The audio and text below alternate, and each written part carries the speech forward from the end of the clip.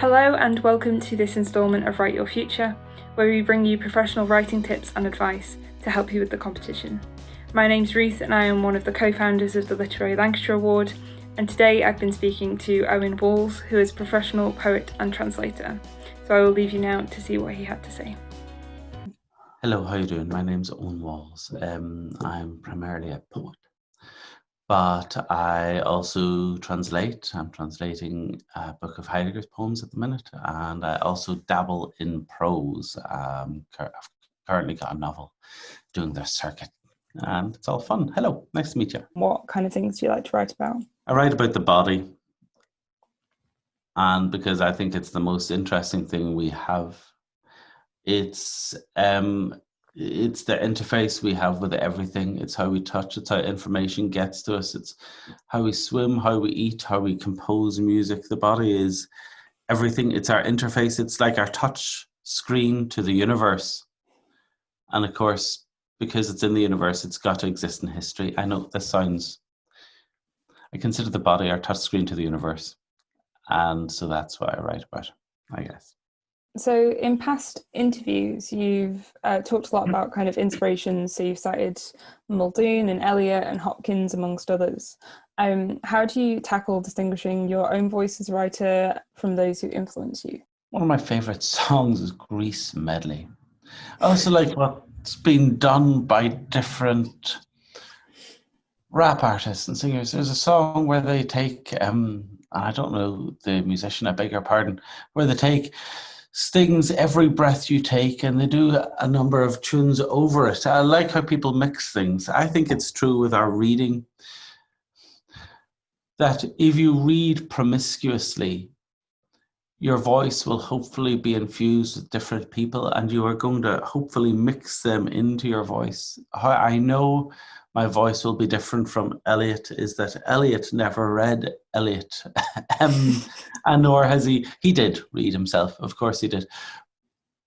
But there's been other people since, and I think the only way we develop our own voice is by reading loads. If you're trying to write poems, great, I hope you are.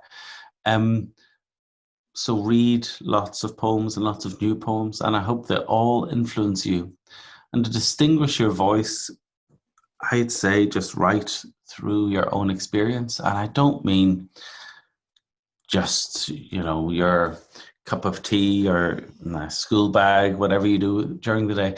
I mean, you can write about dinosaurs, kissing dinosaurs. There was a great collection of 2 years ago, last year maybe, called If All the World Were Beautiful and Young by Stephen Sexton. And it's a book of poems about the death of his mother.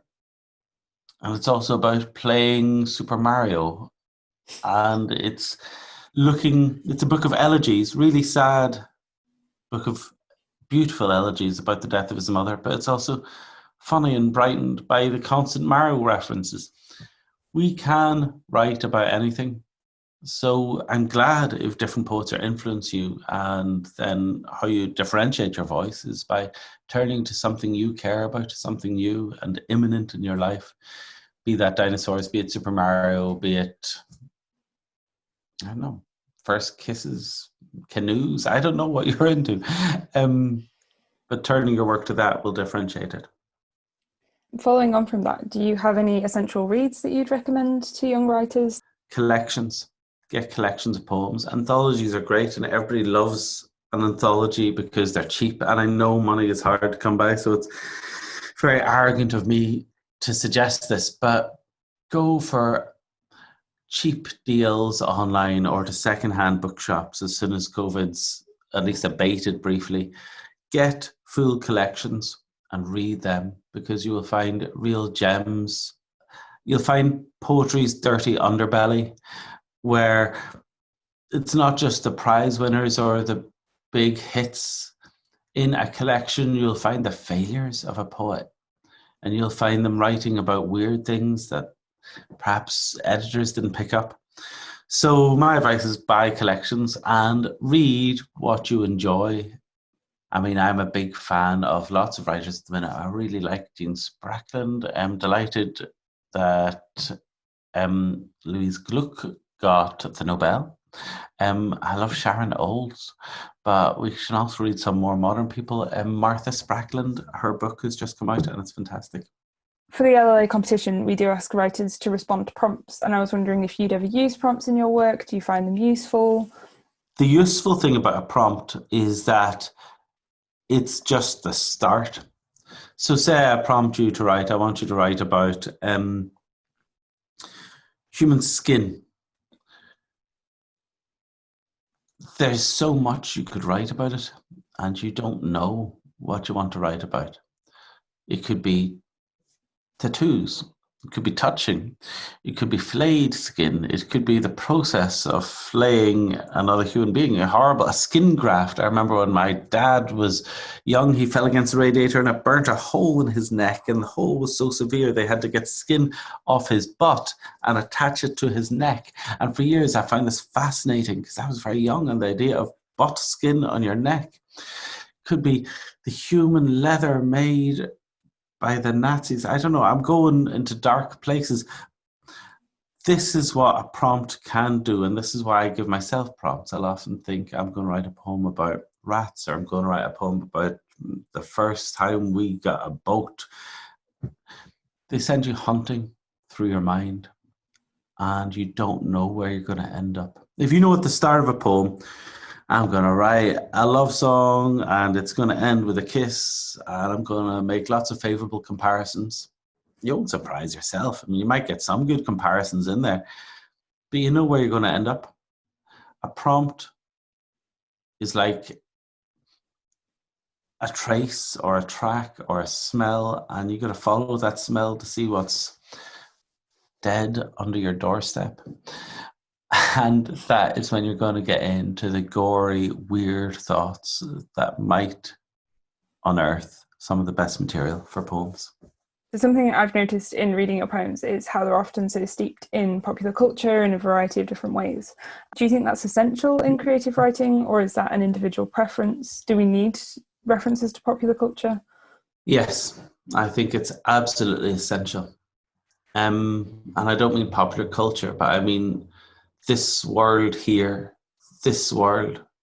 And I fully believe you can write a wonderful poem set in 18th century Paris, and do, but fill it with the popular culture of that time. Or you can write a poem set in an island where there's only two people, or one person, which is, again, is very weird. I mean, has that ever happened? But if you do that, then you must set it in the popular culture of that two people or that single person. And you can say a person does not, on their own, does not have culture. And I'll say, rubbish, they do. We all are constantly swimming. We're like culture fish. It's the media in which we swim. And the world is complex and historical, and the worst poems I see tend to be poems that try to remove themselves from history. And they say, I want to be more universal. I want to reach out to something great. So I'm going to take out all the pronouns. Now I'm going to take out all the concrete verbs. They weren't drinking Coke. They weren't drinking rum and ice. They were drinking a drink, alcohol. And they weren't walking down Queen Street to get chicken sizzler from KFC. They were going for lunch. And if you take out individual detail, the poems become dead. This is a truth, I think. If you want to get more universal, you've got to get more particular. And I really mean that, and it may sound bizarre, but you'll find the greatest poems that you look at are full of the world they were written in, or the world they're written about.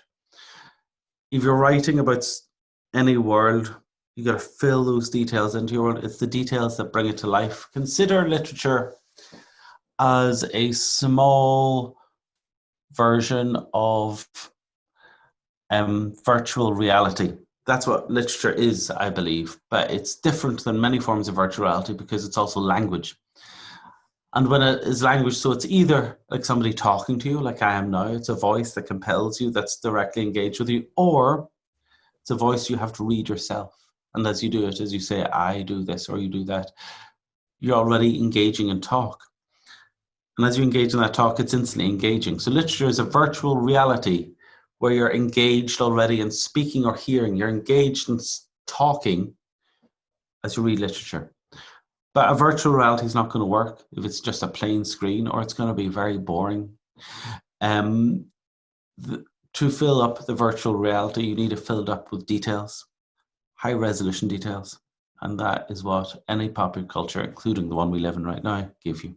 Right now, if I was to write a poem about crows, for example, COVID, see there, COVID is already, that looks staged. But if I was to write a poem about crows, it would be, right now I'm looking at crows sitting out the window, floating around, and I'm isolated in here. My kids have briefly gone to school. I'm aware this is a world where the corvids are existing in the COVID world. And everything I write is going to be infused with this world I'm in at the minute.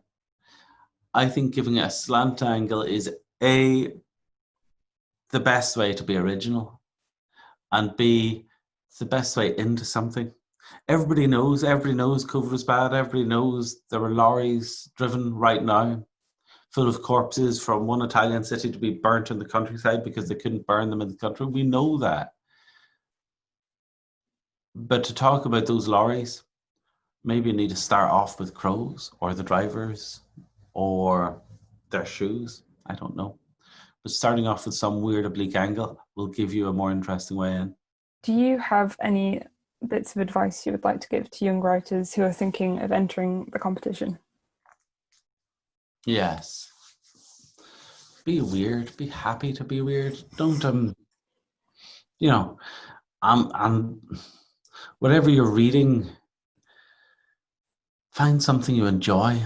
And I enjoyed that. I don't mean you've got to be punker than punk. If you enjoy reading old sonnets, brilliant. Give us an old sonnet. Try that as a real adventure. I love the weird wordplay, the kind of constructive sound, Lego of complex forms. Or, let music inspire your verse. So much of the great performance renaissance that's going on right now is because of the mixing of music and performance poetry.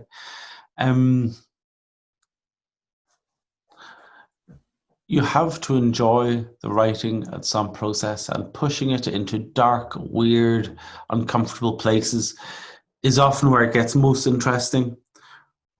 For myself as a reader, but also for myself as a writer, and possibly also for you as writers, I don't know. But enjoying it, finding something weird that you want to hound down and examine and explore in your poems, that's what other people will also find interesting, I reckon. Brilliant. Thank you very much, Eoghan. No, thank you, Ruth. Love talking to you.